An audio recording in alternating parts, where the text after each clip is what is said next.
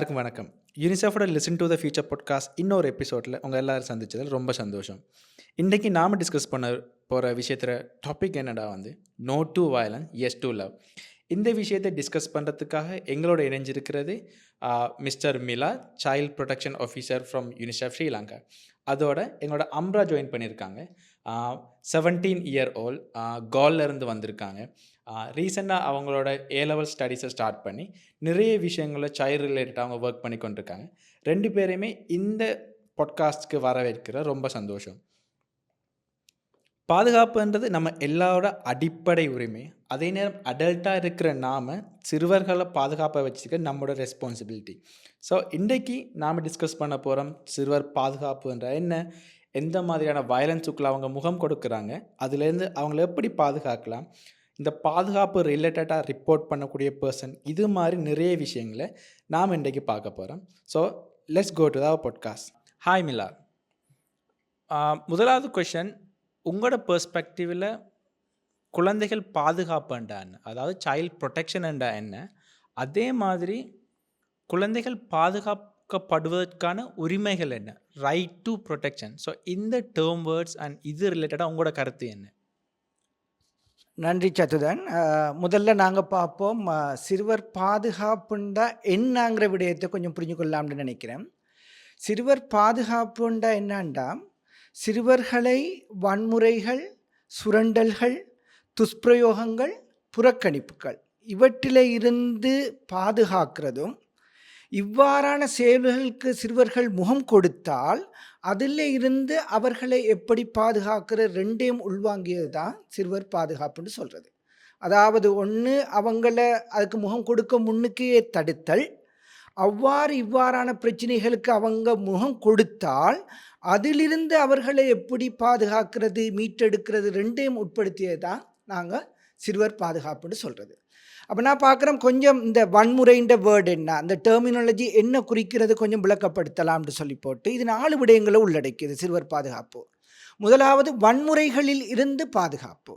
உதாரணத்துக்கு சொல்கிறதா இருந்தால் உடல் ரீதியான தண்டனைகள். இப்போ நாங்கள் பார்க்கலாம், வீடுகளில் ஏனைய சூழல்களை குழந்தைகளை வழிநடத்துகிற பேரில் அவங்களுக்கு உடல் ரீதியான தண்டனைகளை கொடுக்குறாங்க. இதை நாங்கள் சொல்கிறது கோர்பரல் பனிஷ்மெண்ட். இவ்வாறான தண்டனைகளிலிருந்து குழந்தைகளை பாதுகாத்ததிலும் வயலன்ஸ் அகெயின்ஸ்ட் சில்ட்ரனுக்குள்ள உள்வாங்கப்படுவது. 2வது விடயம் சுரண்டல்கள். சிறுவர்கள் சுரண்டல்களுக்கு உதாரணம் என்னன்னு சொன்னால், சிறுவர்களை வேலைக்கு அமர்த்தல், அவர்களுக்கு பாதிப்பு தரக்கூடிய வேலைகளுக்கு அமர்த்தல், இவ்விடயங்களிலிருந்தும் சிறுவர்களை பாதுகாக்க வேண்டிய ஒரு தேவை காணப்படுவது. 3வது விடயம் நீங்கள் நல்ல அறிவிகள், துஷ்பிரயோகம். பண்டைய நீங்கள் வானொலிகளில் தொலைக்காட்சியில் கேட்கக்கூடிய விடயங்கள் தான் பாலியல் ரீதியான துஷ்பிரயோகம், சிறுவர்களுக்கு எதிரான பாலியல் ரீதியான துஷ்பிரயோகங்கள். இதுகளிலிருந்து அவர்களை எவ்வாறு பாதுகாத்தல், இதுவும் இதில் உள்ளடங்கப்படுகிறது. 4வது விடயம் புறக்கணிப்பு. அவங்கள தங்களோட குடும்ப வாழ்க்கையிலிருந்து முழுமையாக புறக்கணிக்கப்பட்டு, குடும்ப வாழ்க்கையிலிருந்து புறக்கணிக்கப்பட்டு வேறு நிலையங்களுக்கு அனுப்பப்பட்டு பராமரிக்கக்கூடிய சூழ்நிலைகளையும் நாங்கள் இதில் உள்ளடங்கும். இந்த 4 விடயங்களில் இருந்து குழந்தைகளை பாதுகாத்தலும், அவர்கள் இவ்வாறான நிலைமைகளுக்கு முகம் கொடுக்குற சந்தர்ப்பங்களை அவங்கள மீட்டெடுக்குதலும் தான் நாங்கள் சுருக்கமாக சொல்கிறதா இருந்தால் சிறுவர் பாதுகாப்புன்னு சொல்லுவோம். சுருக்கமாக நான் உங்களுக்கு சொல்கிறதா இருந்தால், ஒரு குழந்தை வாழக்கூடிய, அதாவது பாதுகாப்பாக வாழக்கூடிய ஒரு சூழ்நிலையை உருவாக்குதல், அதற்கான அன்பு அரவணைப்பையும் கொடுக்கறது தான் நாங்கள் முழுமையாக பார்க்குற டைமில் சிறுவர் பாதுகாப்புன்னு சொல்கிறோம். இது எல்லா மட்டங்கள்லையும் செய்யப்பட வேண்டும். குடும்ப மட்டத்தில் செய்யப்பட வேண்டும், சமூக மட்டத்தில் செய்யப்பட வேண்டும், அரசாங்க மட்டத்திலையும் செய்யப்பட வேண்டும். இப்போ உங்களோட 2வது கொஷனுக்கு வாரம், இது ஏன் ஒரு உரிமை என்ற ரீதியில் பார்க்கப்பட வேண்டும்? உங்களுக்கு தெரியும், UNCRC, United nation child right convention, குழந்தைகள் நல சமவாயம்னு சொல்கிறது, அதில் இலங்கையும் கைச்சாத்திட்டுள்ளது. இதில் குறிப்பாக சொல்லப்படுறது என்னென்னா, அதாவது துஷ்பிரயோகம், வன்முறைக்கு எதிரான பாதுகாப்புகள் ஒவ்வொரு அரசாங்கத்திலும் குழந்தைகளுக்கு கொடுக்கப்பட வேண்டும். இது அரசாங்கத்தினுடைய கடமை. அரசாங்கம் கட்டாயமாக இந்த இவ்வாறான சூழ்நிலைகளை உருவாக்க வேண்டிய ஏற்பாடுக்குது. எந்த குழந்தையாக இருந்தாலும் சரி, வாழ்வாதாரத்தில் அடிமட்டத்தில் இருக்கக்கூடிய குழந்தையாக இருக்கலாம், நல்ல செல்வ செழிப்புள்ள குழந்தையாகவும் இருக்கலாம். இது எல்லா குழந்தைகளுக்கும் பொருந்தும். இது அரசாங்கத்தினுடைய கடமை. CRCயை பொறுத்தளவில் அரசாங்கத்தினுடைய கடமை இதனுடைய அந்த அடிப்படை உரிமைதாரர் வந்து இந்த இந்த சலுகைகள், இந்த உரிமைகளை வழங்கக்கூடிய பொறுப்பு அரசாங்கத்தில் காணப்படுது. இதற்காக அரசாங்கம் என்ன செய்யும்னு சொன்னால், சைல்ட் ப்ரொடெக்ஷன் சிஸ்டம் ஒன்று கிரியேட் பண்ணும், உருவாக்கும். அந்த சைல்ட் ப்ரொடெக்ஷன் சிஸ்டத்தின் ஊடாக வந்து சட்ட ரீதியான பாதுகாப்பு, பாதிப்புக்குள்ளானவர்களுக்கான சேவைகள் இல்லாமல், இப்படியான பாதிப்புக்குள்ளாகக்கூடிய குழந்தைகளை வந்து அடையாளப்படுத்தப்பட்டு அவர்களுக்கு வழங்கப்படக்கூடிய சேவைகள், சமூக சேவை போன்ற விடயங்களை அரசாங்கம் வழங்க வேண்டியது அரசாங்கத்தினுடைய கடப்பாடாக காணப்படுது. தேங்க்யூ மிலா. நிறைய விஷயம் சொல்லியிருந்தீங்க வந்து வயலன்ஸில் வகைகள் என்ன இருக்குது, அது என்ன ஃபார்மில் இருக்குன்னு. அம்ரா, நீங்கள் சொல்லுங்கள். நீங்கள் உங்களோட வீட்டிலையோ ஸ்கூல்லையோ இல்லாட்டிக்கு நீங்கள் போக்குவரத்து பண்ணுறீங்க, உதாரணத்துக்கு நீங்கள் பஸ்ஸில் போகல, ஏதாவது ஒரு இடத்துல நீங்கள் அன்சேஃபாக உணர்ந்துருக்கீங்களா, பாதுகாப்பு இல்லாமல் உணர்ந்துருக்கீங்களா? அதே நேரம் ஒரு யங் கேர்ள் சைல்டாக, இலங்கையில் இருக்க ஒரு பெண் குழந்தையா இலங்கை எந்த அளவுக்கு உங்களுக்கு பாதுகாப்பானது? ஸோ உங்களோட எக்ஸ்பீரியன்ஸை கொஞ்சம் ஷேர் பண்ணுங்கள். எல்லாருக்கும் வணக்கம். இப்போ என்கிட்ட கேட்டாங்க, நான் எப்பயாவது அன்சேஃபா ஃபீல் ஆயிருக்கா அப்படின்னு, பாதுகாப்பு இல்லாம எனக்கு ஏதாவது ஒரு சூழ்நிலை அமைச்சிருக்காரு. உண்மையா சொல்லப்போனா வீட்டுல இல்ல பாடசாலையில ஸ்கூல்ல வந்து எனக்கு அந்த அளவுக்கு பாதுகாப்பு இல்லைன்னு எனக்கு தோன்ற அளவுக்கு எக்ஸ்பீரியன்ஸ் நான் இது வரைக்கும் பண்ணினது இல்லை. தேர்ட் கொஸ்டின் அவங்க இன்னொரு பாயிண்ட் கொடுத்தாங்க, எங்கேயாவது நாங்க ட்ராவல் பண்ண போகல, பஸ்லயோ ட்ரெயின்லயோ எங்கேயாவது போகல, நான் எப்பயாவது எனக்கு பயம்ன்றது பாதுகாப்பு இல்லைன்றது எனக்கு எப்பயாவது தோணிருக்காது. அதுக்கு வந்து நான் கொஞ்சம் உண்மையா பதில் கொடுக்கணும். ஆமா, பேரண்ட்ஸோட நாங்க ட்ராவல் பண்றது டோட்டலி டிஃப்ரெண்ட். நாங்க எங்கேயாவது தனியா போண்டா, எஸ்பெஷலி ஒரு ஒரு சைல்டா நாங்க எங்கேயாவது ஒரு தூர பயணம் இல்ல, அட்லீஸ்ட் எங்கேயாவது ஒரு 30 minutes பயணம் போறதாலும் அது வந்து பப்ளிக் வெஹிக்கிளா இருக்கலாம், இல்ல எங்கட வெஹிக்கிளா இருக்கலாம், அப்படின்னா ஏதாவது ஒரு நாங்க பர்சனலா போட்டு போற வெஹிக்கிளா இருக்கலாம். ஆனா எந்த இலங்கையை பொறுத்த வரைக்கும் எனக்குண்டா இலங்கையில சிறுவர்களுக்கு கொடுக்கிற பாதுகாப்பு கொஞ்சம் குறைவு. பாதுகாப்பு இல்லைன்னு சொல்லல, கொஞ்சம் பாதுகாப்பு கொடுக்கறது குறைவு. எஸ்பெஷலி கேட்டாங்க, ஒரு யங் கேர்ள் சைல்டா நான் ஏதாவது அப்படின்னா பாதுகாப்பு இல்லாத நிலையில எனக்கு அப்படி ஃபீல் ஆயிருக்கேன். ஆமா, அது வந்து ஒரு சின்ன எக்ஸாம்பிளா சொல்றேன். நான் ஒரு நாள் ஒரு ட்ரெயின்ல செஞ்சுட்டு இருந்தேன். ஐ திங்க் நான் வந்து கால் எடுத்து கிளம்ப ஒரு பயணம் போயிட்டு இருக்க போகுது. அது ஸ்பெஷலி நான் வந்து எங்கட பாட்டியோட தான் சொல்லிட்டு இருந்தேன். ஆனாலும் அது வந்து சில பேரு அப்படின்னு சுத்தி இருக்கிற வந்து ஒரு அங்கிள் வந்து லைட்டா ஒரு அப்படின்னா எனக்கு அது எப்படி தோணுச்சுன்னு தெரியாது. ஆனா எனக்கு வந்து அங்கனுக்கு ஃபீல் அப்படின்னா, அங்கனுக்கு உட்கார்ந்துட்டு இருக்கிற சீட்ல உட்கார்ந்துட்டு இருக்கிறது ரொம்ப பயமா இருந்துச்சு. அப்படியே என் பக்கத்துல அப்படியே சுத்தியுமே அப்படி கிரௌடா இருந்துச்சு.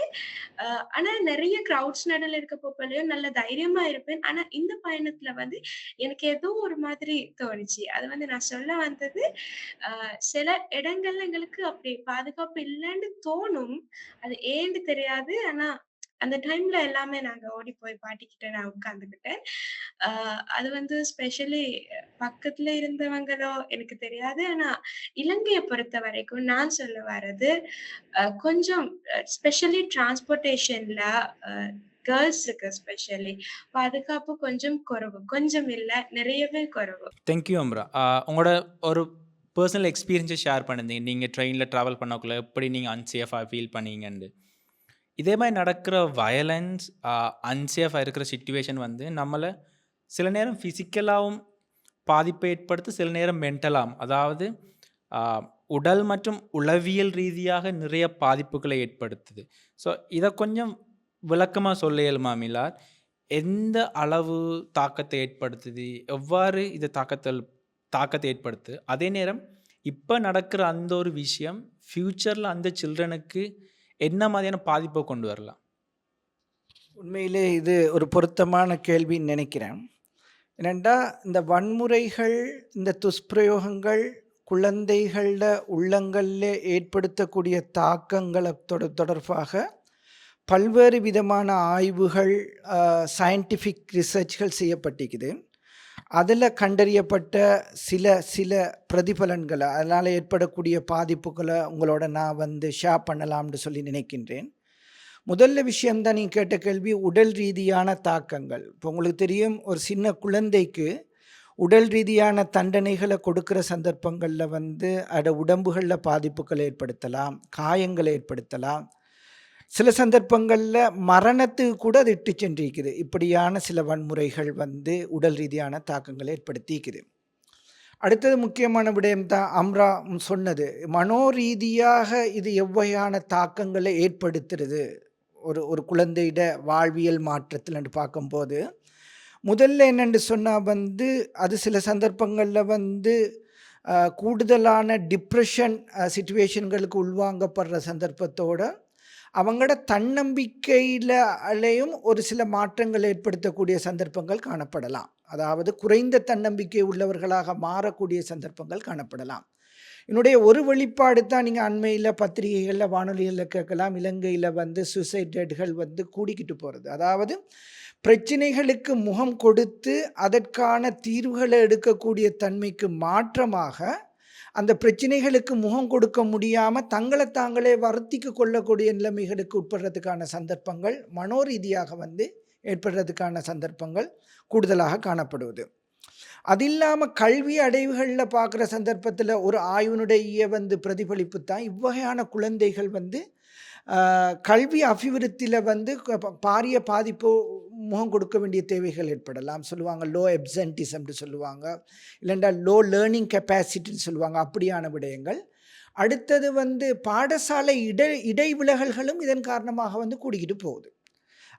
அது வந்து பெற்றோர்கள் வந்து அந்த குழந்தையை தண்டிக்கிறதா இருக்கலாம், வன்முறைக்கு உட்படுத்தலாம். இப்படியான சந்தர்ப்பங்களில் வந்து பாடசாலை ட்ராப் அவுட் ரேட்ஸ்ன்னு சொல்லுவாங்க, அதுவும் வந்து கூடிக்கொண்டு செல்வதற்கான சந்தர்ப்பங்கள். இது நான் சொல்லையில் வந்து விஞ்ஞான ரீதியாக பல சிறுவர்களை வந்து ஆய்வு செஞ்சதில் பெறப்பட்ட முடிவுகளோட தொகுப்புகளை தான் நாங்கள் சொல்லிக்கிட்டு இருக்கிறோம். அது இல்லாமல் ஒரு குழந்தை பருவத்தில் ஒரு பிள்ளைக்கு கிடைக்கக்கூடிய வன்முறைகள், அது முகம் கொடுக்கக்கூடிய வன்முறை சூழல்கள் சயின்டிஃபிக்காக சொல்கிறாங்க அந்த பிள்ளைகளுடைய மூளை வளர்ச்சியிலையும் பாதிப்பு ஏற்படுத்துது, பிரெயின் டெவலப்மெண்ட்லேயும் பாதிப்பு ஏற்படுத்துது. அது இல்லாமல் அதனுடைய அந்த நர்வ் சிஸ்டம் அவங்களோட அதுலேயும் பாரிய பாதிப்புகளை ஏற்படுத்துவதற்கான வாய்ப்புகள் கூடுதலாக காணப்படுவதாக சொல்கிறாங்க. இன்னொரு விடயம் தான் நாங்கள் நடைமுறையில் வந்து முகம் கொடுக்கக்கூடிய பிரச்சனை வந்து குழந்தைகள் வந்து பாலியல் தொந்தரவுகளுக்கு உட்படுத்தப்படுகின்ற சந்தர்ப்பத்தில் ரேப், இப்படியான சந்தர்ப்பங்களுக்கு உட்படுத்தப்படுற சந்தர்ப்பத்தில் அன்வான்ட் ப்ரெக்னன்சி, தேவையில்லாத ப்ரெக்னன்சி உருவாகிறதுக்கும் டீனேஜ் ப்ரெக்னன்சி உருவாகிறதுக்குமான வாய்ப்புகள் கூடுதலாக காணப்படுவது.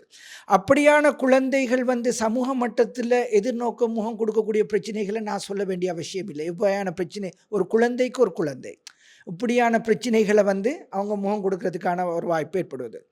அது இல்லாமல் நீங்கள் எதிர்காலத்தை பற்றி கேட்டீங்க, இந்த மாதிரியான குழந்தைகளுடைய எதிர்காலம் எப்படி இருக்கும்னு சொல்லி. அதுவும் ஆய்வுகளில் சொல்லப்படுவது என்னென்னா, இப்படியான குழந்தைகள், இப்படியான வன்முறை சூழல்களில் வளரக்கூடிய குழந்தைகள், வன்முறைகளுக்கு உட்படுத்தப்படக்கூடிய குழந்தைகள் இதே சைக்கிளை வந்து தாங்க வந்து வயது வந்ததுக்கு பிறகு ரிப்பீட் பண்ணக்கூடிய சந்தர்ப்பம் கூடுதலாக காணப்படுது. அவங்களும் ஒரு எக்ரெசிவ் பிஹேவியர் உள்ளவராக, அதில் கூடுதலாக நம்பிக்கை வைத்து அதே வயலன்ஸ் சைக்கிளை தங்களோட குடும்ப மட்டத்தில் அல்லது தனது மனைவி குடும்ப உறவினர்களுக்கு இடையில் பயன்படுத்தக்கூடிய ஒரு சூழ்நிலை உருவாகின்றது. ஒட்டுமொத்தமாக பார்க்கின்ற சந்தர்ப்பத்தில் அவங்களுக்கு சிறுவர்களாக இருக்கும்போது ஏற்படக்கூடிய இந்த மனோரீதியான தாக்கங்கள், உடல் ரீதியான தாக்கங்கள் எல்லாமே அவங்களோட ஃப்யூச்சர் க்ரோத்தில் தாங்க வளர்ந்து வந்ததுக்கு பிறகு இந்த சமூகத்துக்கு முகம் கொடுக்குற சந்தர்ப்பத்தில் இந்த சமூகத்தை எவ்வாறு எதிர்நோக்கின்ற சந்தர்ப்பத்தில் எல்லாத்துலேயும் குடும்ப ரீதியாகவும் சரி, சமூக ரீதியாகவும் சரி, தனிப்பட்ட ரீதியிலையும் பாரிய பாதிப்புகளை இந்த குழந்தைகளுக்கு ஏற்படுத்துவதாகத்தான் விஞ்ஞான ரீதியான ஆய்வுகள் எங்களுக்கு உறுதிப்படுத்தி நிற்கின்றன. மிலார், நீங்கள் சொன்ன விஷயத்தில் ஒரு விஷயத்தை ஹைலைட் பண்ண விரும்புகிறேன். என்ன விஷயம்னா வந்து சின்ன வயசில் வயலன்ஸுக்குள்ளே உள்வாங்கப்பட்ட அந்த சிறுவர்கள் தான் வந்து வளர்ந்து வந்து அதை ரிப்பீட் பண்ணுற ஒரு சூழலுக்கு இருக்குது. ஏன்னா அவங்களோட அந்த கோர் மெமரி எக்ஸ்பீரியன்ஸ் பண்ண விஷயம் வந்து ஒரு வயலன்ஸுக்குள்ளால் வந்து, ஸோ அதை சில நேரம் அவங்க சரியென்று பார்க்குறாங்க. அது ஏதோ ஒரு வகையில் அவங்களோட மனசில் ஆழமாக பதிஞ்சு பெரிய ஆளாக அது வந்து திருப்ப ரிப்பீட் ஆகுது. அம்ரா, நீங்கள் சொல்லுங்கள், வேறு யாராவது காயப்படுகிறது, அதாவது வயலன்ஸுக்குள்ளே உள்வாங்கப்பட்ட ஏதாவது சந்தர்ப்பத்தை நீங்கள் பார்த்துருக்கீங்களா? அந்த விஷயம் அதை எப்படி உங்களை ஃபீல் பண்ண வச்சுது? பர்சனலி எனக்கண்டா வந்து ப்ரைவேட் கிளாஸஸ் போகிற நேரம் வந்து அங்கே நடக்கிற சில கோப்ரல் பனிஷ்மெண்ட் வந்து என்னோடய ஃப்ரெண்ட்ஸுக்கு நடக்கக்குள்ள வந்து அது எனக்கு கடுமையான ஒரு சேடான ஒரு ஃபீலிங் என்ன கொண்டு வருது. ஏன்னா, அவங்க அந்த இடத்துல ஒரு வல்னரபிள் ஆகுறாங்க வந்து. ஸோ இதே மாதிரி உங்களோட ஏதாவது எக்ஸ்பீரியன்ஸ் இன்னொருத்தர் வயலன்ஸுக்குள்ள உள்வாங்கக்குள்ள வந்து நீங்க எப்படி ஃபீல் பண்றீங்க?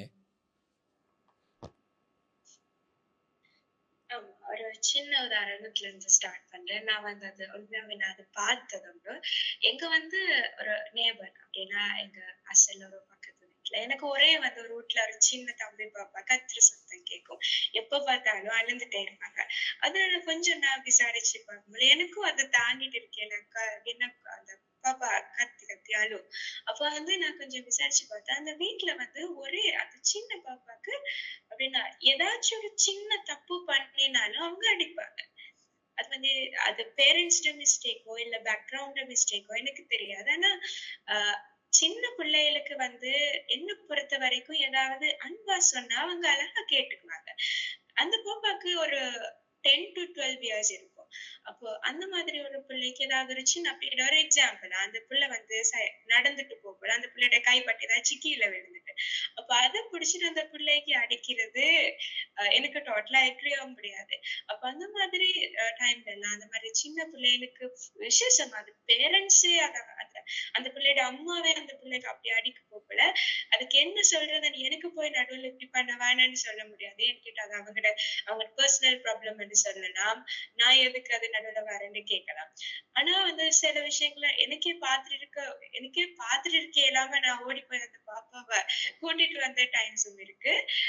சோ அந்த மாதிரி நான் சின்ன பிள்ளைகளுக்கு அடிபடுறது அஹ் நிறைய பார்த்திருக்கேன். அப்படின்னா ஸ்பெஷலி எங்கேயாச்சும் பயணங்கள் போல இந்த சின்ன பிள்ளைகள் வந்து சொல்றத கேட்பாங்க. நாங்க அன்பா சொன்னேன். அதே மாதிரி இன்னொரு எக்ஸாம்பிள் எடுத்துக்கா அது வந்து எங்க ஸ்கூல் மேட் உண்டு.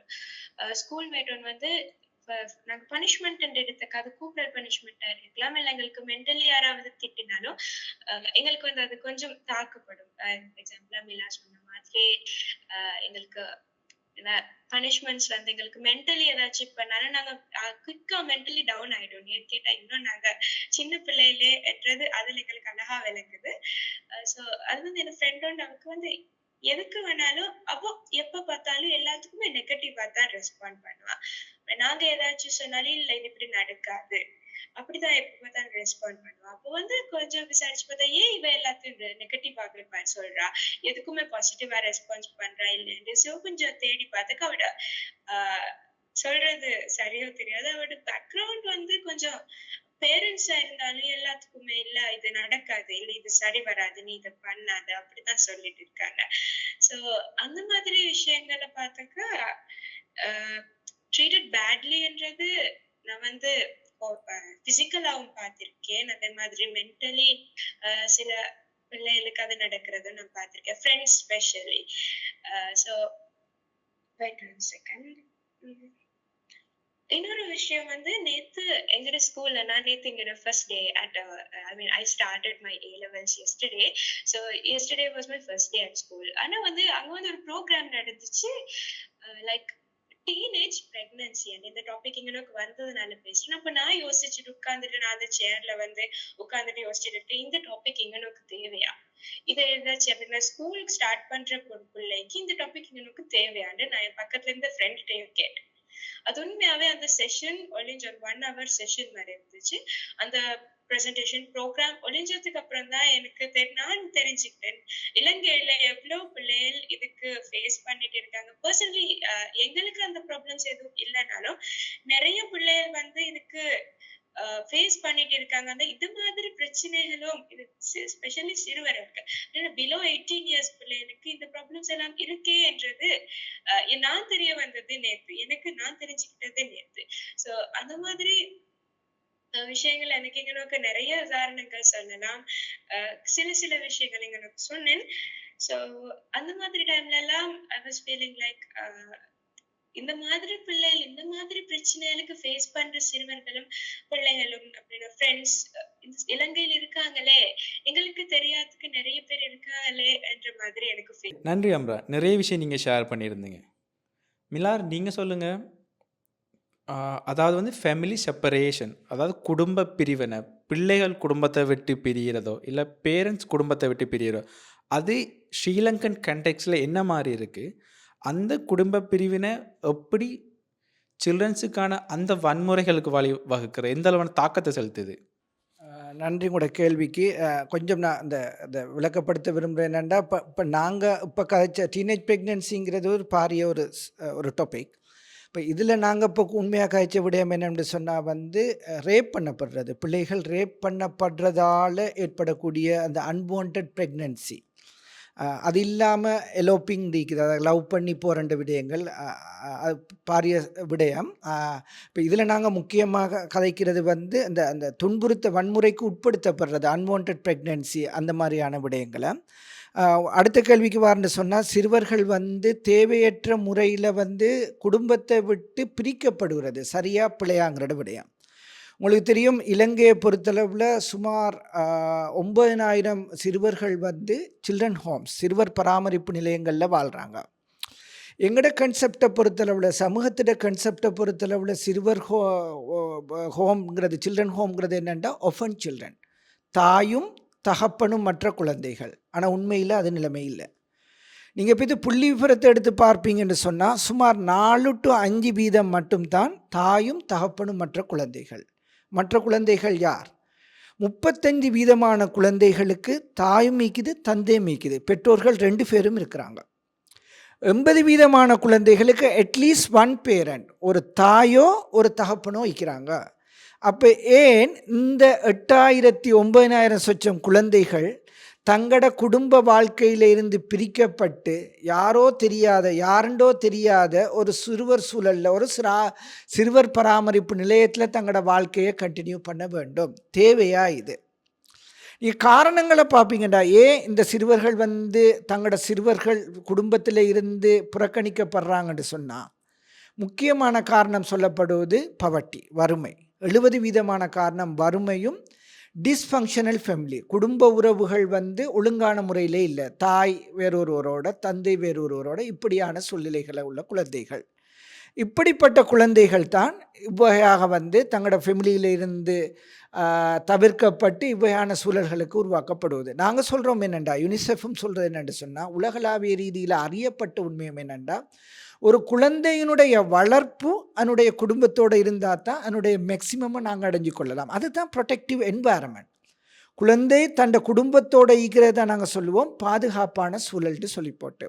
ஆனால் இன்றைய காலத்தில் இந்த சிறுவர்கள் வந்து பிரிக்கப்பட்டு சில்ட்ரன் ஹோம்டு 100 பேர் 200 பேரோட 1-2 மேட்டனோட உள்வாங்கப்படுறாங்க. இதனால் அவங்களுக்கு ஏற்படக்கூடிய மனோரீதியான பாதிப்புகள், இதனால் அவங்களோட வாழ்க்கையில் அவங்க முகம் கொடுக்கக்கூடிய பிரச்சனைகள், தாய் ஒரு இடத்துல, தகப்பன் ஒரு இடத்துல, தங்களோட கூட பிறந்த சகோதர சகோதரிகள் ஒரு இடத்துல, இப்படியான சூழ்நிலைகள். இப்போ இதனை வந்து இல்லாமல் ஆக்கணும். சிறுவர்களுக்கு வாழக்கூடிய சிறந்த இடம் வந்து குடும்பம் தாண்ட அடிப்படையில் தான் இலங்கையில் வந்து ஆல்டர்னேட்டிவ் கேர் பாலிசின்னு ஒன்று 2019 உருவாக்கப்பட்டுச்சு. யுனிசெஃப் ப்ரொபேஷன் டிபார்ட்மெண்ட்டோட வேலை செஞ்சுக்கிட்டு இருக்குது. இந்த வருடம் மட்டும் சுமார் 2,000க்கு மேற்பட்ட சிறுவர்கள் தங்களோட ஃபெமிலி செப்பரேஷன்லேருந்து தடுக்கப்பட்டிருக்கிறாங்க. ஏற்கனவே சிறுவர் நிலையங்களில் உள்ள சுமார் 1000க்கு மேற்பட்ட குழந்தைகள் சமூகத்தோட தன்னோட குடும்பத்தோடு வந்து ஒருங்கிணைக்கப்பட்டிருக்கிறாங்க. சமூக உதவிகள் வழங்கப்பட்ட நிலையில் ஒருங்கிணைக்கப்பட்டிருக்கிறாங்க. அதாவது நாங்கள் குறிப்பாக சொல்ல வர விடயம் என்னென்னா, குடும்பம்தான் ஒரு குழந்தை பாதுகாப்பாகவும் அன்போடும் அரவணைப்போடும் வாழ்கிறதுக்கான ஒரே ஒரு சூழல். கட்டிடமோ 3 வேளை சாப்பாடோ ஒரு குழந்தைக்கு அந்த அன்பை, கேரை, அந்த நேச்சரிங் கேரை வந்து கொடுக்காது. எனவே குழந்தைகள் குடும்பத்தோடு வாழ்கிறதுக்கான சூழ்நிலையை வந்து யுனிசெஃப் நிறுவனம் கடந்த 5 வருடங்களாக department of probation and child care சர்வீஸோட கூடுதலான முனைப்புக்கூடாக நடைமுறைப்படுத்தி கொண்டு வருவது. ஓமில்லா, குடும்ப கட்டமைப்பை பற்றி விளக்கமாக சொல்லியிருந்தீங்க. அந்த குடும்ப கட்டமைப்பு எந்த அளவு பிள்ளைகளோட பாதுகாப்பில் ஒரு தாக்கம் செலுத்துது. உண்மைக்கும் சொல்லப்போனால் வந்து இப்போ என்னோட அந்த சைல்ட்ஹுட் மெமரி, சின்ன வயசு மெமரி எல்லாம் வந்து ஃபேமிலியோட நான் ட்ராவல் பண்ணின மெமரி தான். எனக்கு எது விஷயம் நடந்தாலும் அது நாங்கள் அம்மாட்ட ஷேர் பண்ணுறது கூட, அப்பாட்ட சொல்கிறது கூட, அண்ணாட்ட சொல்கிறது கூட, அதே மாதிரி எங்கள் தங்கச்சிக்கு ஏதாவது நடந்தால் அவள் வந்து என்னோட ஷேர் பண்ணுறது. இந்த குடும்ப கட்டமைப்பு என்ன கடுமையாக சேஃபாக உணர வச்ச ஒரு விஷயம். அப்புறம் அதே மாதிரி உங்களை சேஃபாக பாதுகாப்பாக உணர வைக்கிற விஷயங்கள் என்ன? அதே மாதிரி ஏதாவது பர்ட்டிகுலர் பெர்சன்ஸ் உங்களை சேஃபாக உணர வச்சுருக்காங்களா? ம். ஏதாவது பர்ட்டிகுலர் பர்சன்ஸ் சேஃபா உணர வச்சிருக்காங்களான்னு கேட்டீங்க. அதுக்கு வந்து அ ஒரே ஒரு பதில் தான் இருக்கு. எங்கள எந்த எந்த சிச்சுவேஷன்ல இருந்தாலும் எங்கள பாதுகாப்பாக பார்த்துக்கிறதுக்கு என்ன பொறுத்தவரைக்கும் இந்த உலகத்துல இருக்கிறது பேரண்ட்ஸ் மட்டும் தான். அம்மா, அப்பா. அ அது அ ஏன்னு தெரியல. இந்த உலகத்துல இலங்கையா இருக்கலாம், இந்த உலகத்துல வந்து எங்கள நம்புறதுக்கு முதல்ல நாங்க வந்து அம்மா, அப்பா. அத தவிர வேற யாரும் இல்லன்னு தான் முதல்ல சொல்லணும். அதே மாதிரி ஃபீலிங் சேஃப் அப்படின்னு பாதுகாப்பா இருக்கிறேன்டா என்ன? என்ன பொறுத்தவரைக்கும், அ எந்தாவது ஒரு இடத்துல அப்படின்னா, நாங்க எங்க ஹோம்ல இருந்து எந்த தூரத்துக்கு போனாலும், ஏதாவது ஒரு இடத்துல தைரியமா, அச்சம் இல்லாம தைரியமா எனக்கு இப்ப நான் போற ஏதாவது ஒரு வேலைய பண்ணிட்டு வரதுக்கு, ஏதாவது தேவைக்கு தான் போவேன். எந்த தேவைய அழகா செஞ்சுட்டு வர முடியும் அப்படின்னா, நான் ஏதாவது ஸ்டடீஸ், எஜுகேஷன் விஷயம்னா போனா, அத அழகா பண்ணிட்டு வர முடியும் எனக்கா. ஆனா, அதுதான் என்ன பொறுத்தவரைக்கும் நான் சேஃப் பண்றது. அ உத உத ச இலங்கை எடுத்தா வந்து நான் சொன்ன மாதிரியே எக்ஸாம்பிளா நான் வந்து ஏதாவது பயணம் போறேன்டா வந்து பேரண்ட்ஸோட போற பயணம் டோட்டலி டிஃபரெண்ட். நான் ஏதாவது தனியா போல. அதே மாதிரி நாங்க இப்ப டியூஷன் கிளாஸஸ் போவோம். நாங்க வந்து அ இப்ப நாங்க லாங் ஹவர்ஸ் அப்படின்னா 4 to 5 ஹவர்ஸ் கிளாஸஸ் போயிருந்தாலும், வீட்ல வந்து அம்மா எப்ப பார்த்தாலும் காத்துட்டு இருப்பாங்க. எப்பக்கு வருவாங்க அப்படின்னா, இப்ப எஸ்பெஷலி வந்து கேர்ள்ஸ்ல வீட்ல வந்து அம்மா, அப்பா காத்துட்டு இருப்பாங்க. எத்தன மணிக்கு வருவாங்க அப்படின்ற டைம் இப்ப 5 எக்ஸாம்பிளா 5:00 கிளாஸ் முடிஞ்சிருமேனாக்கா, அட்லீஸ்ட் 5:10 ஆகியும் பிள்ளை வீட்டுக்கு வரலைன்னா, எங்க அம்மா என்னக்கா கட்டாயமா கிளாஸுக்கு கால் பண்ணி கேட்பாங்க. ஏன் இன்னும் மகள் வீட்டுக்கு வரலன்னு. அந்த அளவுக்கு பேரண்ட்ஸுக்கு பயப்படுற அளவுக்கு இந்த சூழ்நிலை எங்கள அமைச்சு வச்சிருக்குன்னு சொல்றது உண்மையா கவலையா இருக்கு. ஸ்பெஷலி வந்து டீனேஜ் கேர்ள்ஸா எங்களுக்கு உண்மையா அம்மா, அப்பா அதுக்கு பயப்படணும். ஏன்னு கேட்டா எங்களோட கலாச்சாரம், எங்க சொசைட்டி எங்கள அப்படிதான் அமைச்சு வச்சிருக்கு என்று சொல்லணும். அ அதே மாதிரி சேஃப்ன்றது வந்து இலங்கையில நான் முந்தியும் சொன்னேன், நான் சொன்ன மாதிரியே சேஃபா இருக்கிறது இலங்கையில இல்லன்னு சொல்லல. பாதுகாப்பு கவர்ன்மெண்டால இருக்கலாம். இல்ல நெறைய அப்படின்னா சொசைட்டீஸ் அப்படின்னா நெறைய அசோசியேஷன்ஸா இருக்கலாம். நெறைய பாதுகாப்பு சைல்ட் புரொடெக்ஷன் என்ற பெயர்ல நெறைய புரோகிராம்ஸ் பண்ணுவாங்க. அதுக்காக வேண்டி நெறைய ஸ்டெப்ஸ் எடுப்பாங்க. ஆனாலும் இலங்கையில இதுவரைக்கும் எந்த எக்ஸ்பீரியன்ஸ பொறுத்து இலங்கையில சிறுவர்களா அப்படின்னா பிள்ளைகளா எங்களுக்கு கிடைக்கிற பாதுகாப்பு குறைவு. ரொம்பவே குறைவு. அதுதான் சொல்லணும். ஏன் அமரா, நன்றி. நிறைய விஷயங்கள் ஷேர் பண்ணியிருந்தீங்க.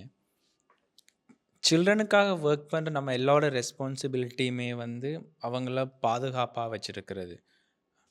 அதே மாதிரி ஒரு தனிநபராகவோ இல்லாட்டிக்கு ஒரு சமூகமாகவோ சிறுவர்கள பாதுகாப்பை நம்ம எப்படி உறுதிப்படுத்தலாம்? ஏதாவது ஒரு சந்தர்ப்பத்தை இன்னொரு குழந்தையோ இன்னொரு சின்ன பிள்ளைய வந்து ஒரு வயலன்ஸை அவங்க முகம் கொடுக்க போகிறாங்கன்னா வந்து அதுக்கு நாம் என்ன செய்ய முடியலாம் வந்து இல்லாட்டிக்கு ஏற்கனவே நடந்த ஒரு விஷயத்தை ஒரு வயலன்ஸ்குள்ளே உள்வாங்கப்பட்ட பிள்ளைய ஒரு பிள்ளைய வந்து பாதுகாக்கிறதுக்கோ அது ரிலேட்டடாக ரிப்போர்ட் பண்ணுறதுக்கு நாம் யார்கிட்ட இந்த விஷயங்கள் ரிப்போர்ட் பண்ண இயலும்? உண்மையிலே ஒரு பொருத்தமான கேள்வியை கேட்டீங்க. இது யார்ட கடமை? சிறுவர்கள் பாதுகாப்புங்கிறது யார்ட கடமை? நான் சொல்லலாம், இது எல்லாருடைய கடமை. தனிநபர், சமூகம், அரசாங்கம், இது தொடர்பாக வேலை செய்யக்கூடிய உத்தியோகத்தர்கள், ஏன் சமூக ரிலிஜியஸ் லீடர்ஸ், மார்க்க அறிஞர்களுடையும் கடமையாக காணப்படுவது ஒரு சிறுவர்களை பாதுகாக்கிறதும் அவர்களுக்கு உரித்தான ஒரு சூழ்நிலையை உருவாக்கி கொடுக்கிறதும் எல்லாருடைய கடமை. குறிப்பாக தனிநபர்ன்ற ரீதியில் நான் நினைக்கிறேன் வந்து பெற்றோர்களோட கடமை மிகவும் அளப்பரியது சிறுவர்களை பாதுகாப்புற விடயத்தில்.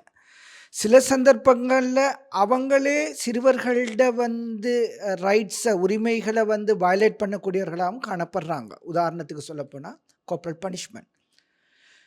தங்களோட பிள்ளைகளை வழி நடத்துறதுக்காக தங்களை வந்து சிறந்த முறையில் வழி நடத்துறதுக்காக அவங்க கையில் எடுத்துக்கொண்ட ஆயுதம் அவர்களை தண்டனைக்கு உட்படுத்துறது. ஆனால் சயின்டிஃபிக்கலாக ஆய்வு ரீதியாக பதியப்பட்ட உண்மை, இது ஒரு நாளும் தங்களோட பிள்ளைகளை வந்து வழிப்படுத்துறதுக்கு உதவ போகிறது இல்லை.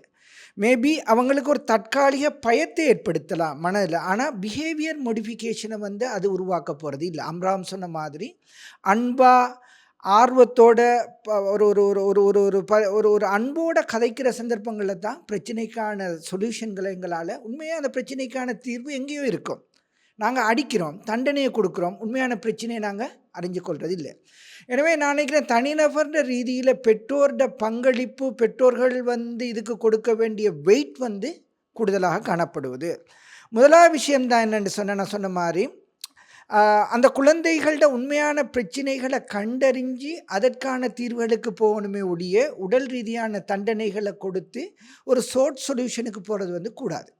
இதுக்காக தான் யுனிசெஃப் நிறுவனம் பொசிட்டிங் பேரண்டிங் மெனுவல்னு ஒன்று க்ரியேட் பண்ணிக்கிறாங்க, டெவலப் பண்ணி 2 வருஷத்துக்கு முன்னுக்கு ரோல் அவுட்டும் பண்ணிக்கிறாங்க. அதில் ஒவ்வொரு குழந்தைகளும் ஒன்று சொல்கிற விட எங்களுக்கு குழந்தைகளை வழி நடத்த தெரியல, எங்களுக்கு வேறு வழி தெரியல, உங்கள்கிட்ட எதுவும் வழிகளிக்குதா, அதுக்கும் வழிக்குது, எப்படி அவங்கள வழி நடத்தலாம்னு சொல்லக்கூடிய ஒரு பாசிட்டிவ் பேரண்டிங் மெனுவலும் இலங்கையில் உருவாக்கப்பட்டிருக்குது. அதனையும் பயன்படுத்தலாம். 2வது விஷயம்தான் எங்களோட குழந்தைகளுக்கு நாங்கள் நேரம் ஒதுக்குறோமா அவங்களோட பிரச்சனைகளை கேட்டறியறதுக்கு. எல்லாரும் பிஸி, சில சந்தர்ப்பங்கள் எங்களுக்கு தெரியல யாருக்காக எல்லாரும் பிஸின்னு சொல்லி போட்டு பிஸி பிஸி பிஸின்னு சொல்கிறாங்க. யாருக்காக பிஸின்னு? உங்களோட குழந்தைகளோட பிரச்சனை என்ன, அவங்க யாரோட தொடர்புல கொண்டிருக்கிறாங்க, அவங்களோட தொடர்பு படக்கூடிய ஆட்கள் யார், ஏதும் பிரச்சனைகளுக்கு அவங்களுக்கு முகம் கொடுக்குறாங்களா, அவங்களுக்கு கேட்குறது, லிசன் பண்ணுறது, அவங்கள ஒப்சர்வ் பண்ணுறது. இது எங்களோட இன்றைய காலகட்டத்தில் வெகுவாக குறைஞ்சி போய்த்திக்குது. நாங்கள் எக்கனாமிக் ரீசனில் ஓடிக்கிட்டு இருக்கிறோம், வேறு ரீசன்களில் ஓடிக்கிட்டு இருக்கிறோம். எங்களோட பிள்ளைகளை நாங்கள் பார்க்குறது இல்லை. எல்லா பிரச்சனையும் நடந்து முடிஞ்சதுக்கு பிறகு தான் அதுக்கு நாங்கள் தீர்வுகளை தேடுறது காணப்படும். எனவே அவங்களுக்கான நேரங்களை ஒதுக்குறங்கிறது முக்கியமான உண்மை. அடுத்தது ரிலேஷன்ஷிப்பை டெவலப் பண்ணுறது, ட்ரஸ்ட்டை பில்ட் பண்ணுறது. பேரண்டாக இருந்தாலும் சரி, தனிநபராக இருந்தாலும் பிள்ளை உங்களை நம்பினா மட்டும்தான் அந்த பிள்ளையோட பிரச்சனையை உங்கள்கிட்ட ஷேர் பண்ணும். இந்த விஷயத்தை நான் என் தாய்கிட்டோ தகப்பன்கிட்ட சொன்னால் அதுக்கு எனக்கு கிடைக்கக்கூடிய பதிலடி எப்படிக்குன்னு சொல்லி பிள்ளை உணரும்னு சொன்னால் சில சந்தர்ப்பத்தில் சொல்லாது, மறைக்க தோங்கிடும். ஒரு கட்டத்தில் தான் வெளிப்படும். எனவே அவ்வாறான நிலைமைகளை இல்லாமக்கணும். ஒரு நல்ல உறவு, நல்ல ஒரு ட்ரஸ்ட், ஒரு நண்பகமான சூழ்நிலைகளை உருவாக்கக்கூடிய வகையில் குடும்ப சூழல்கள் உருவாக்கப்படணும். இதுதான் ஒரு பாரிய பிரச்சனை. அந்த ஒரு குழந்தை தான் நம்பக்கூடிய வகையில் குடும்ப சூழலை உருவாக்க தவறுனது தான் இந்த வயலன்ஸில், இந்த வன்முறையில் நாங்கள் முகம் கொடுக்கக்கூடிய ஒரு பாரிய பிரச்சனையாக எங்களுக்கு காணப்படுவது. அடுத்தது சமூகமும் இப்படியான குழந்தைகளை எப்படி ட்ரீட் பண்ணுறது. உதாரணத்துக்கு பாலியல் ரீதியாக துஷ்பிரயோகப்பட்ட ஒரு குழந்தை சமூகத்தோடு ஒருங்கிணைக்கப்படுற சந்தர்ப்பத்தில் சமூகத்தினுடைய பார்வை எப்படி இருக்குது. எத்தனையோ கேள்விகள் நாங்கள் இப்படி அந்த குடும்பத்துக்கு அந்த சூழலில் வாழ இயலாமல் தன்னோட ஊரமாற்றிய குடும்பங்கள் எத்தனையோ வைக்குது. இந்த விடயங்களை சொல்லி சொல்லி அந்த சமூகத்தை, அந்த குடும்பத்தை ரணப்படுத்தக்கூடிய நிலைமைகள், பழைய நினைவுகளை திரும்ப கொண்டு வரக்கூடிய நிலைமைகள். அடுத்து சமூக மட்டத்தில் காணப்படக்கூடிய சமூக சோஷியல் நோம்னு சொல்லுவோம். அப்படியான விடயங்கள் எப்படி இருக்குது, இதை தடுக்கக்கூடிய அமைப்பில் இருக்கிறா, இல்லாட்டி இதை ஊக்கப்படுத்தக்கூடிய அமைப்பில் இருக்கிறா. இப்படியான பிரச்சனைகளுக்கு அந்த ஊரோ அந்த சமூகமோ முகம் கொடுக்குற டைமில் அந்த சமூக கட்டமைப்புகள், அதற்காக உதவி செய்யக்கூடிய எனேபிளிங் என்வாயர்மெண்ட் எப்படி இருக்கின்ற விடயமும் சமூகத்தினுடைய பாரிய பங்களிப்புகளில் உள்வாங்கப்படணும்.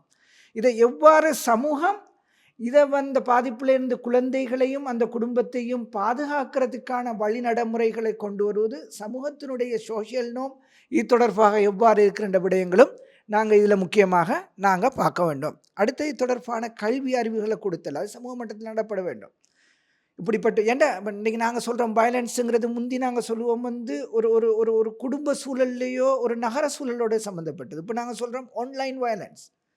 எங்கேயோ கண் தெரியாத ஒருவர் இன்டர்நெட்டில் இருந்துக்கிட்டு வயலன்ட் பண்ணக்கூடிய ஒரு நிலைமைகள். எனவே இது தொடர்பான அறிவுகளும் சமூக மட்டத்தில் வழங்கப்பட வேண்டிய பாரியத்தே ஒன்று காணப்படுகின்றது. அடுத்த வரும் நீங்கள் கேட்டீங்க இன்னொரு முக்கியமான கேள்வி, இப்படியான அந்த வன்முறைகள் நடக்கிற சந்தர்ப்பங்களில் யாருக்கு அறிவிக்கிறது. முதலாவது எங்களோட பொறுப்பு அறிவித்தல்ங்கிறது முக்கியமான பொறுப்பு. இது என்னத்துக்கு, நான் தேவையில்லாமல் அந்த பிரச்சனைகளை உள்வாங்கப்படணுமா, அதுவும் ஒரு பாரிய நீங்கள் செய்யக்கூடிய தவறு. நீங்கள் வயலன்ஸ் செய்கிற அதே அளவு பெருமதி மிக்க தவறு தான் ஒரு வயலன்ஸை கண்டுட்டு அதை ரிப்போர்ட் பண்ண அமைக்கிறது. சிறுவர்களை பொறுத்தளவில் பல ஊடகங்கள் இருக்குது, எவ்வாறு அறிவிக்கலாம். ஒன்று தான் நாங்கள் சொல்கிறது 1929 நேஷனல் சைல்ட் ப்ரொடெக்ஷன் அத்தாரிட்டியோட 1929 24 மணித்தியாலம் 7 நாளும் 3 லாங்குவேஜ்லேயும் நீங்கள் ரிப்போர்ட் பண்ணலாம். சிறுவர்களும் ரிப்போர்ட் பண்ணலாம், அனோனிமஸாகவும் ரிப்போர்ட் பண்ணலாம், உங்களோட பேர் எதுவுமே சொல்லாமையும் ரிப்போர்ட் பண்ணலாம்.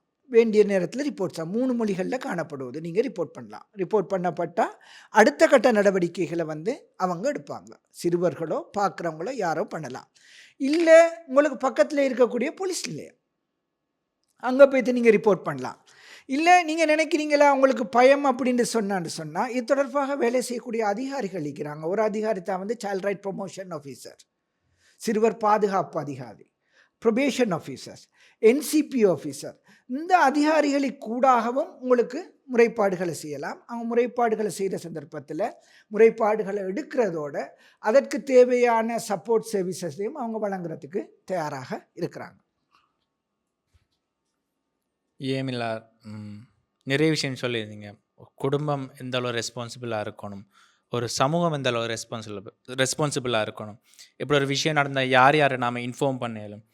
அம்னா நீங்கள் சொல்லுங்கள், உங்களுக்கு ஒரு ஃப்ரெண்ட் இருக்காங்க வந்து அவங்க ரொம்பவே வல்னரபுளாக பாதுகாப்பற்ற ஒரு நிலைமையில் அவங்க உணர்ந்தாங்கண்டா, ஒரு சுச்சுவேஷனில் இருந்தாங்கண்டா, அவங்களுக்கு நீங்கள் சொல்கிற விஷயம் என்ன, நீங்கள் சொல்கிற அட்வைஸ் என்ன, அவங்களுக்கு உங்களால் உதவி இயலுமெண்டா என்ன மாதிரி உதவிகள் அவங்களுக்கு வழங்க இயலும்?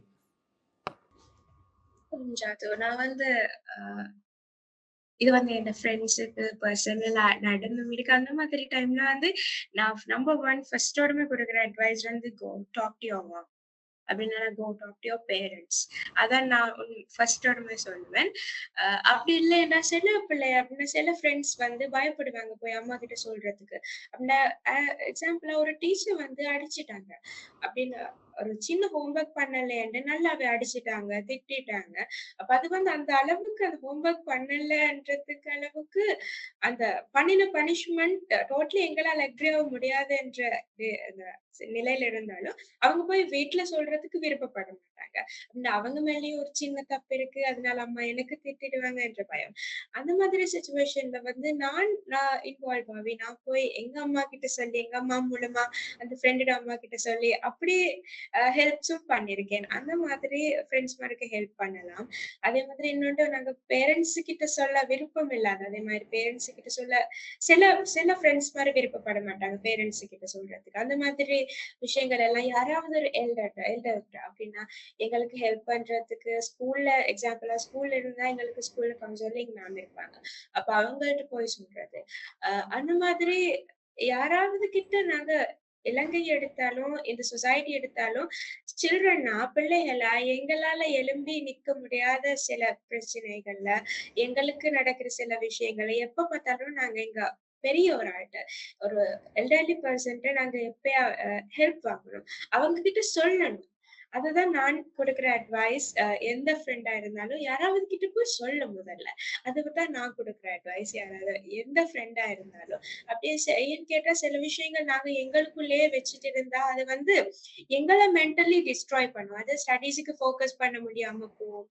நாங்க ஏதாவது ஒரு விளையாட்டு பண்றப்போனாலும், நாங்க ஏதாவது ஸ்போர்ட் பண்றனாலும் எங்களுக்கு அதுக்கு ஃபோக்கஸ் பண்ண முடியாம போகும். என்கிட்ட எங்க பார்த்தாலும் மைண்டுக்குள்ள அதையே சுத்திட்டு இருக்கும். எங்களுக்கு இவங்க இப்படி பண்ணிட்டாங்களே, இப்படி திட்டிட்டாங்களே, அப்படி இல்லைன்னா எங்களுக்கு இவங்க பர்சனலி அப்படின்னா எங்களை இப்படி பலி பண்ணிட்டாங்களே என்ற அளவுக்கு அந்த மென்டலி எங்களை தான் எப்ப பார்த்தாலும் ஹர்ட் பண்ணிட்டே இருக்கும். சோ அதை விட நல்லா இருக்கும் நாங்க யாராவது கிட்ட இதை ஓப்பன்லி பேசுறது. இன்னொன்னு எடுத்தாக்கா சில விஷயங்கள் வந்து நாங்க யாராவது ஒரு ஃப்ரெண்டு கிட்ட உட்கார்ந்து அதையெல்லாம் ஓப்பன்லி பேசினாலும் அதுவும் எங்களை ரொம்ப தூரத்துக்கு அது எங்களை அந்த நாங்க மென்டலா டவுன் ஆகிறதுல இருந்து பாதுகாக்கும். சோ நான் எல்லா சில்ட்ரன் அப்படின்னா எல்லா ஃப்ரெண்ட்ஸுக்கும் கொடுத்திருக்கிற அட்வைஸ் வந்து போய் யாராவது கிட்ட சொல்லுங்க நடந்தது. உங்களுக்கு நம்ப முடியுமான உங்களை நம்புற அப்படின்னா ஸ்பெஷலி உங்களை நம்புற யாராவது. நாங்க போய் எல்லார்ட்டையும் எதையும் சொன்னாலும் வேலையில அவங்க எங்களை நம்பாட்டி அவங்க எங்களை ராங் ஐயால பாக்குறேன்னா எங்களுக்கு அதை அவங்க கிட்ட சொல்லி வேலை இல்லை. சோ பேரண்ட்ஸ் நம்பர் 1 பேரண்ட்ஸ்ட்டு சொல்ல முடியாதுன்னா யாராவது ஒரு எல்டர்ட்ட போய் சொல்லுங்கன்னுதான் நான் கொடுக்குற அட்வைஸ். நன்றி அம்ரா அண்ட் மிலார். லாஸ்ட்டாக நாம் டிஸ்கஸ் பண்ண விஷயம் வந்து இதுலேருந்து எப்படி சிறுவர்களை பாதுகாக்கலாம், யார்கிட்ட சொல்லணும். 2 பேர்ட்டேருந்து நான் ஹைலைட் பண்ண வேண்டிய ஒரு பாயிண்ட் வந்து மில்லாட்டேருந்து நான் ஹைலைட் பண்ண விரும்புகிற பாயிண்ட் வந்து என்னென்னா வந்து ஏதாவது ஒரு வயலன்ஸை நீங்கள் பார்த்தாலோ ஒரு சிறுவர்களாக நீங்கள் அதுக்கு உள்வாங்கப்பட்டாலோ வந்து 1929 என்ற ஹாட்லைனுக்கு அழைச்சி அதை ரிப்போர்ட் பண்ணுறது. அதாவது 1929 இந்த ஹாட்லைனுக்கு நீங்கள் அழைச்சி ரிப்போர்ட் பண்ணுறது. அதே மாதிரி அம்ரா ஷேர் பண்ண விஷயம் வந்து உங்களுக்கு ஏதாவது வயலன்ஸ் நடந்தால் அதை யாரோ ஒருத்தர்கிட்ட ஷேர் பண்ணுங்கள். மேபி உங்களோட பேரண்ட்ஸ், உங்களோட ஃப்ரெண்ட்ஸ், உங்களோட கிளாஸ் டீச்சர்ஸ், யார் உங்களுக்கு நம்பிக்கையான ஒரு ஒருத்தர்கிட்ட ஷேர் பண்ணுற மூலம் வந்து ஏதோ ஒரு வகையில் நீங்கள் ஒரு சப்போர்ட்டை நீங்கள் கொண்டு வரலாம். இன்கேஸ் அவங்களால இயலாட்டி கூட அந்த சப்போர்ட்டை உங்களுக்கு தாரத்துக்கான வழிமுறைகளை கூட அவங்க ஏற்படுத்தி தரக்கூடிய ஒரு நிலைமையில் இருக்குமா. இன்றைக்கு நிறைய விஷயம் நாம் டிஸ்கஸ் பண்ணியிருந்தோம். சைல்ட் ப்ரொடெக்ஷன் அண்ட் என்ன, வயலன்ஸ்லேருந்து எப்படி பாதுகாக்கிறது, உண்மைக்குமே நிறைய இன்சைட்ஃபுல்லான கருத்துக்களை உங்களோட எக்ஸ்பீரியன்ஸை ஷேர் பண்ணியிருந்தீங்க. ரொம்பவே நன்றி மிஸ்டர் மிலாரன் அம்ரா. நாம் வந்து 35 வருஷத்தில் convention on rights of the சைல்டை செலிப்ரேட் பண்ணி கொண்டிருக்கேன் வந்து. இதே மாதிரி நிறைய பாட்காஸ்ட் வந்து உங்களுக்கு அவைலபிளாக இருக்குது. சிங்களம், இங்கிலீஷ், தமிழ் 3 லாங்குவேஜ்லேயே வந்து அந்த பாட்காஸ்ட்டை லிசன் பண்ணுங்கள். எங்களோட ஜாயின் பண்ணி கொண்டு இருங்க. எல்லாருக்குமே ஹாப்பி சில்ட்ரன்ஸ் டே.